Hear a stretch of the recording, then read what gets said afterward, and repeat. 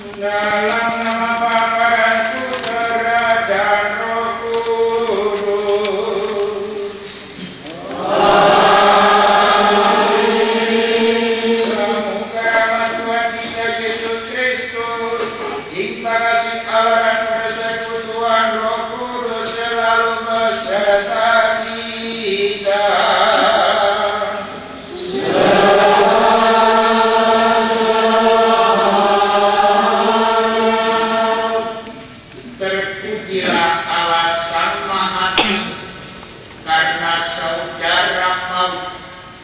Menghantar kita kepada kebahagiaan yang kekal.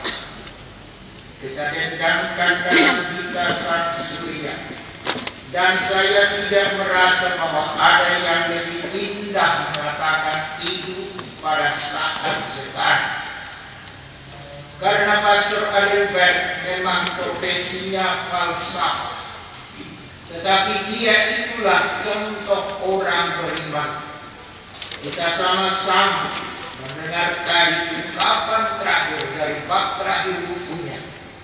Terindah dari apa dapat diungkapkan oleh manusia adalah proses cinta kasih harmonisasi.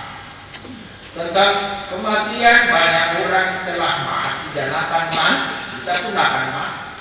Tetapi bagaimana kematian itu terjadi pada diri kita? Saya tidak bisa melupakan itu. Pastor Adelbert adalah dari kalangan misionaris paling setia mengajar di seminari ini 47 tahun. Dia telah mendampingi para mahasiswanya sampai sekarang 3 uskup agung dan 2 uskup. 3 uskup agung itu adalah Monsignor Pius, Monsignor Bumun, saya, dan Monsignor Ludovikus bersama dengan Monsignor Marbi Pada. Pertama, apakah dia bisa menerima kehormatan itu, bahwa dia pencetak 5 uskup? Bagi saya, ini waktunya untuk berkata, Adelbert adalah orang beriman. Hidupnya hidup dari iman, bukan dari falsafah. Nyanyian baik seperti Apanela, penyerahan kepada Tuhan, dan tidak mengeluh dalam hidupnya, dan bahwa Tuhan menggunakannya sebagai alat. Kita semua merasa, saya muridnya yang pertama. Kita sama-sama tahun 64 di Praha, dan itu sampai akhir hayat, sampai kepada kematian di rumah sakit Elisa. Iman adalah pegangan. Maka saya mau mengajak kita pada misa ini, bukan untuk menduakan jiwanya yang pencucian. Bagi saya jiwanya sudah bahagia di surga. Tetapi mari kita merenungkan iman kita.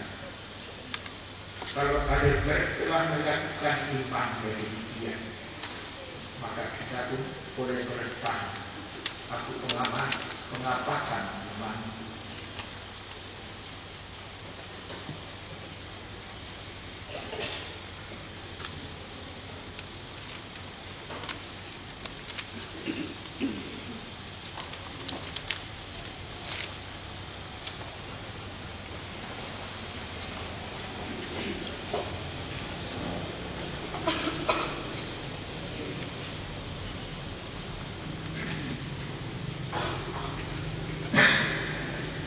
Saudara-saudara terkasih, kita berkumpul di sini untuk memberikan penghormatan dan penghargaan terakhir, serta menunjukkan cinta kasih kita kepada almarhum Saudara Adelbertus Neves.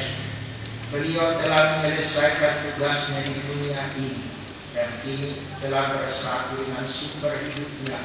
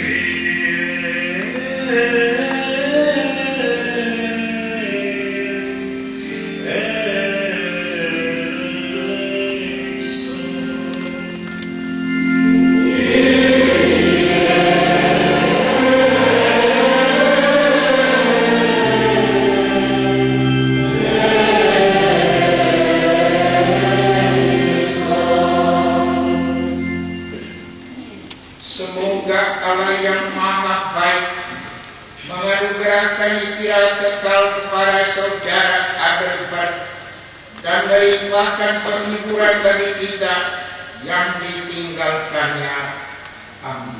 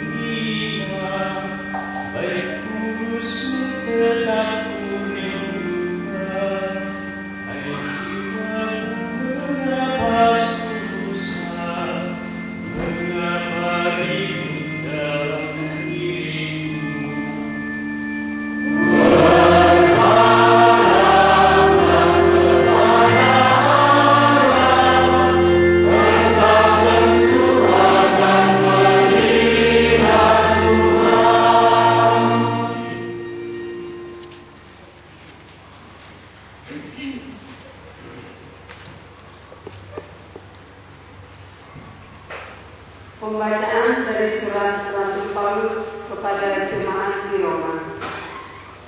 Saudara-saudara, pengharapan tidak mengecewakan karena kasih Allah telah dicurahkan di dalam hati kita oleh Roh Kudus yang telah dikaruniakan kepada kita. Karena waktu kita masih lemah, Kristus telah mati untuk kita orang durhaka pada waktu yang ditentukan oleh Allah. Sebab tidak mudah seorang mau mati untuk orang benar, tetapi untuk orang yang baik mungkin ada orang yang berani mati. Akan tetapi Allah menunjukkan kasih-Nya kepada kita oleh karena Kristus telah mati untuk kita ketika kita masih berdosa. Apalagi sekarang, saat kita telah dibenarkan oleh darah-Nya, pasti kita akan diselamatkan dari murka Allah. Jikalau kita ketika masih seteru diperdamaikan dengan Allah oleh kematian Anak-Nya, apalagi sekarang, di saat kita telah diperdamaikan, pasti akan diselamatkan oleh hidupnya. Dan bukan hanya itu saja, malah kita bermegah dalam Allah oleh Yesus Kristus Tuhan kita, sebab oleh Dia kita telah menerima perdamaian itu. Demikianlah sabda Tuhan.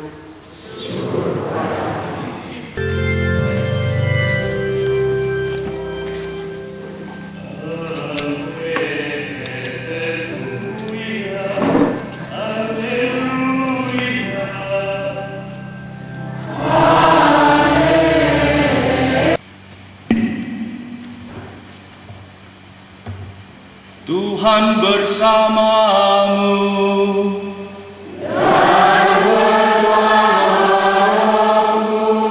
Inilah Injil Yesus Kristus menurut Matius.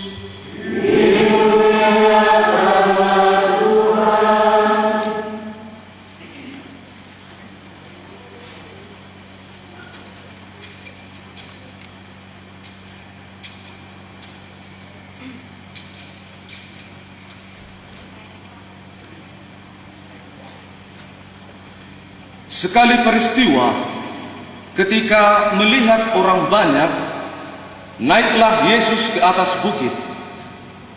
Setelah ia duduk, datanglah murid-muridnya kepadanya. Lalu Yesus pun mulai berbicara dan mengajar mereka, katanya, "Berbahagialah orang yang miskin di hadapan Allah, karena merekalah yang punya kerajaan surga.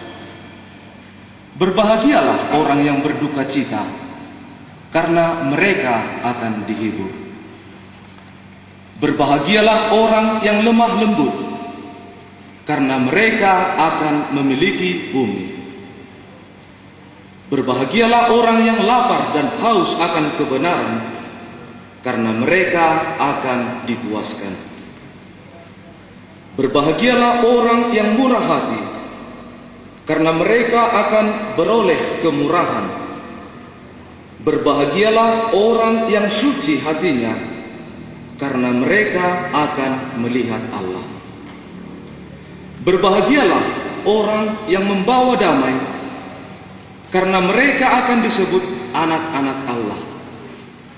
Berbahagialah orang yang dianiaya demi kebenaran, karena merekalah yang punya kerajaan surga. Berbahagialah kamu jika karena aku kamu dicela dan dianiaya, dan kepadamu difitnahkan segala yang jahat. Bersukacita dan bergembiralah, sebab besarlah upahmu di surga.